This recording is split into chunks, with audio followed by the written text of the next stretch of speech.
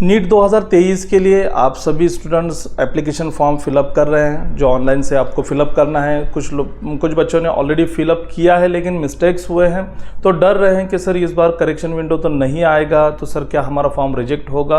और जिन्होंने अभी तक अप्लाई नहीं किया वो डॉक्यूमेंट्स रिगार्डिंग क्वेरीज बार बार पूछ रहे हैं और परेशान हो रहे हैं। तो चलिए आज का वीडियो उसी लिए है कि आपको कौन से डॉक्यूमेंट अपलोड करने हैं, स्पेशली रिजर्व कैटेगरी के लिए, कि EWS, OBC NCL क्या होता है, इसमें आपको सेंट्रल का करना है या फिर स्टेट का करना है, डेट क्या होनी चाहिए, अगर आपने कुछ गलत डॉक्यूमेंट अपलोड किया है तो फिर क्या करना चाहिए आपको, अगर आपके पास डॉक्यूमेंट नहीं है तो क्या आप रिजर्वेशन का बेनिफिट उठा पाएंगे या नहीं, तो उसके लिए डिक्लेरेशन किस तरह से जोड़ना है। मैं हूं इरफान सैयद और आइडियल एडमिशन सेंटर में आप सबका इस्तकबाल है। अगर आप इस चैनल पर नए हों तो इस चैनल को सब्सक्राइब कीजिए, बेल आइकन को प्रेस कीजिए, क्योंकि नीट ऑनलाइन रजिस्ट्रेशन से लेकर आपके एडमिशन तक हर कुछ अपडेट आपको वक्त पर पहुँच जाएगी। देखिए, रिजर्व कैटेगरी में सिंपल सोल्यूशन है कि अगर आप EWS कैटेगरी से बिलोंग करते हैं, मीन्स अगर आपका एनुअल इनकम 8 लाख से कम है तो आप इकोनॉमिकली वीकर सेक्शन में माने जाते हैं। इसके लिए EWS का सर्टिफिकेट होता है, सिंपल है, 2 सर्टिफिकेट है, एक स्टेट का होता है और एक गवर्नमेंट ऑफ इंडिया का होता है। तो यहाँ पर देखिए, नीट 2023 में आपको जो सर्टिफिकेट डिमांड किया गया है वो सेंट्रल गवर्नमेंट का डिमांड किया गया है। तो सेंट्रल गवर्नमेंट का जो सर्टिफिकेट होता है उसके लिए आपको कहीं और जाने की ज़रूरत नहीं है। जहाँ पर आपने स्टेट का EWS सर्टिफिकेट बनवाया है वहीं पर आपको बनवाना है। फ़र्क सिर्फ इतना होता है कि वहाँ पर, जैसे मान लो आपने महाराष्ट्र में EWS सर्टिफिकेट बनवाया है तो वहाँ पर गवर्नमेंट ऑफ महाराष्ट्र लिखा होता है और सेंट्रल के सर्टिफिकेट पर गवर्नमेंट ऑफ इंडिया लिखा होता है, बस इतना ही डिफरेंस होता है। तो नंबर 1, जिनके पास EWS सर्टिफिकेट है वो सेंट्रल का होना चाहिए और उस पर डेट होनी चाहिए 1 अप्रैल 2022 के बाद की। उसके पहले का अगर आपका EWS सर्टिफिकेट है तो वो वैलिड नहीं माना जाएगा। तो मैं सभी पेरेंट्स और स्टूडेंट्स से रिक्वेस्ट करता हूँ कि इसमें पैनिक होने की बिल्कुल भी ज़रूरत नहीं है, क्योंकि अगर आपके पास EWS सर्टिफिकेट है जो 1 अप्रैल 2022 के बाद में बना हुआ है तो आप अपलोड कीजिए, और अगर नहीं है तो आपने ये डिक्लेरेशन जो लास्ट वीडियो में भी मैंने बताया था, उसके डिस्क्रिप्शन में लिंक दे रहा हूँ, तो आपने वो डिक्लेरेशन फिलअप करना है, उसको फ़ोटो लगानी है और साइन स्टूडेंट्स और फादर ने करने हैं, पेरेंट्स ने करने हैं और उसको अपलोड करना है। अब फिर जब आप डिक्लेरेशन का जब आपको ऑप्शन दिया हुआ है तो आप क्यों पैनिक हो रहे हैं, डिक्लेरेशन जोड़िए और उसके बाद में इत्मीनान से अपना EWS सर्टिफिकेट बनवाइए। अब इसमें एक गुड न्यूज़ ये भी है कि इंफॉर्मेशन बुलेटिन में अब कुछ अपडेट्स आ चुके हैं कि जिसके ज़रिए आपको 1 अप्रैल 2022 का चाहिए। तो अभी आप देखिए, तो अभी अगर आप बनाएंगे EWS सर्टिफिकेट तो 31 मार्च 2023 को ख़त्म हो जाएगा, वैलिडिटी उसकी ख़त्म हो जाएगी। तो बेस्ट है कि आप 1 अप्रैल के बाद बनवाइए। अभी आपने डिक्लेरेशन जोड़ दिया और उसके बाद में आप जब भी सर्टिफिकेट बनवाएंगे तो वो आपको अपलोड करना है जब भी करेक्शन विंडो ओपन होगी, या अपलोड के लिए जब भी आपको कहा जाएगा। जल्दबाजी की कोई ज़रूरत नहीं है। सेकंड होता है OBC NCL।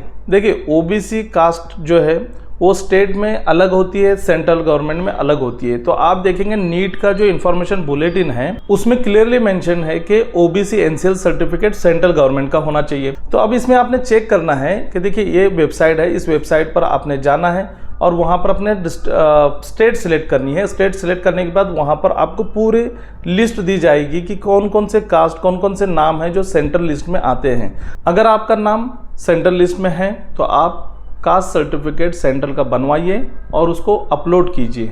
अगर आपके पास 1 अप्रैल 2022 के बाद का बना हुआ है तो आप अपलोड कर सकते हैं। स्टेट का नहीं करना है, आपको सेंट्रल गवर्नमेंट का लगेगा। लेकिन नहीं है तो आपको ये जो OBC का डिक्लेरेशन होता है वो आपने अपलोड करना है।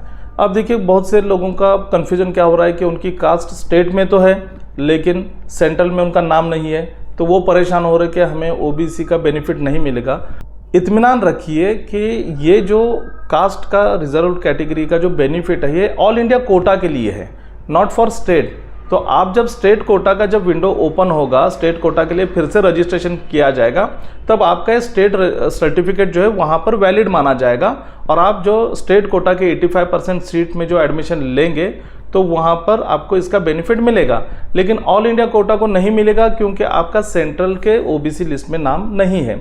इसलिए जिनके पास सेंट्रल का सर्टिफिकेट नहीं है तो वो एक ही काम करें कि सेंट्रल का अगर सेंट्रल की लिस्ट में आपका नाम है तो आप डिक्लेरेशन जोड़ें और सेंट्रल सर्टिफिकेट 1 अप्रैल 22 के बाद का बनवा लें।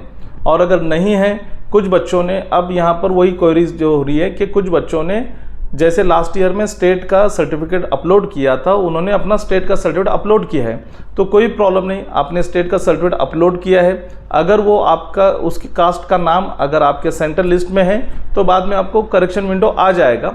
लेकिन अगर स्टेट में आपका कास्ट सर्टिफिकेट है और वो नाम सेंट्रल लिस्ट में नहीं है तो आपको ओपन कंसिडर किया जाएगा, लेकिन सिर्फ ऑल इंडिया कोटा 15% के लिए, ऑल इंडिया कोटा 15% के लिए। ऑल इंडिया कोटा के अलावा जो स्टेट कोटा होता है 85% का, उसमें आप अपने स्टेट सर्टिफिकेट के ज़रिए रिजर्व कैटेगरी का बेनिफिट ले सकते हैं, आपको कोई भी दिक्कत नहीं आएगी।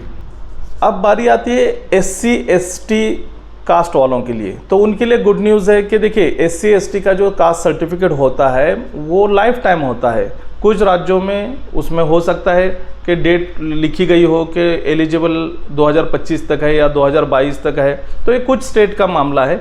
लेकिन इसी वजह से जो रूल था कि SC ST वालों का भी कास्ट सर्टिफिकेट जो है 1 अप्रैल 22 के बाद का होना चाहिए, अब वो नहीं रहा। अब आपको SC ST कैटेगरी से अगर आप बिलोंग करते हैं तो आपने जो भी आपका सर्टिफिकेट है, फिर वो स्टेट का हो सेंट्रल का हो, वो आपने अपलोड करना है, उसका कोई प्रॉब्लम नहीं आएगा।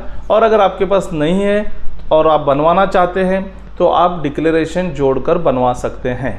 तो इस प्रॉब्लम को कंक्लूड इस तरह से करेंगे कि अगर आपके पास EWS सर्टिफिकेट है, सेंट्रल का है, तो आप अपलोड कीजिए, लेकिन डेट 1 अप्रैल 22 के बाद की होनी चाहिए। नहीं है तो डिक्लेरेशन जोड़िए और EWS सर्टिफिकेट सेंट्रल का ही बनवाइए। सेकंड, OBC NCL मतलब नॉन क्रिमिनल, तो OBC NCL में अगर आपके पास सेंट्रल का सर्टिफिकेट है तो ठीक है, अपलोड कीजिए। अगर नहीं है तो आप डिक्लेरेशन आप पहले चेक कीजिए कि आपका OBC का नाम, कास्ट का नाम सेंट्रल की लिस्ट में है या नहीं। वो डिस्क्रिप्शन में लिंक दे रहा हूँ मैं, उस वेबसाइट पे आप चेक कर सकते हैं। अगर नाम है लेकिन आपके पास सर्टिफिकेट नहीं है सेंट्रल का, तो आपने डिक्लेरेशन जोड़ना है और उसके बाद में सर्टिफिकेट को अप्लाई करना है। अगर आपके पास स्टेट का सर्टिफिकेट है और आपका नाम भी सेंट्रल की लिस्ट में है तो यहाँ पर भी आप स्टेट का सर्टिफिकेट जोड़ सकते हैं, लेकिन चाहूँगा कि आप डिक्लेरेशन जोड़ें और सेंट्रल के सर्टिफिकेट के लिए अप्लाई करें। और SC ST वालों के लिए तो कोई प्रॉब्लम नहीं है। अब जिन लोगों ने ऑलरेडी स्टेट का सर्टिफिकेट जोड़ा है या फिर कुछ प्रॉब्लम होने की वजह से डिक्लेरेशन नहीं जोड़ा, तो वो भी बेफिक्र रहिए, क्योंकि ये जो आप नीट का एग्ज़ाम का जो रजिस्ट्रेशन करने जा रहे हैं, ये इससे जो रैंकिंग होगी वो ऑल इंडिया कोटा की रैंकिंग होगी, उस हिसाब से कैटेगरी आपकी आएगी। और बार बार बताया जा रहा है कि विंडो करेक्शन विंडो इस बार नहीं दिया जाएगा, लेकिन कॉम्प्लिकेशन NTA ने इतना करके रखा है, उनको खुद के ही इंफॉर्मेशन बुलेटिन में जब अपडेट करना पड़ रहा है, तो ऑब्वियसली पूरी गारंटी के साथ कह सकता हूं कि करेक्शन विंडो आएगा। तो पैनिक ना हो, करेक्शन विंडो जब आएगा तो अगर आपसे कुछ गलती हुई होगी तो आप करेक्ट कर सकते हैं। तो इस मालूमात सेंटर के चैनल को लाइक कीजिए, सब्सक्राइब कीजिए, बेल आइकॉन को प्रेस कीजिए और अपने दोस्तों तक शेयर कीजिए। हम नीट UG 23 के लिए आपको पूरे एक्सपर्ट जिन्होंने 10 से 15 साल तक का एक्सपीरियंस है, जिनको मेडिकल एडमिशन के काउंसलर के तौर पर, वो पूरी टीम हमारे मालूमात सेंटर से जुड़ी हुई है। और जब भी ज़रूरत पड़ेगी आफ्टर रिज़ल्ट हम काउंसलिंग आपको देने वाले हैं। उसी के साथ में बहुत सारे प्रोग्राम्स हैं हमारे, जो जैसे टाइम आएगा वैसे आपको उसका बेनिफिट मिलता रहेगा। तो ग्रुप एक बनाया हुआ है नीट का, उस ग्रुप की लिंक ये आप देख सकते हैं। इस ग्रुप के ज़रिए आप ज्वाइन भी हो सकते हैं। व्हाट्सएप ग्रुप है जिसमें टोटली हर एक अपडेट आपको आता रहेगा। तो जो भी नई अपडेट आएगी UG नीट से रिगार्डिंग आपको शेयर की जाएगी। Thank you.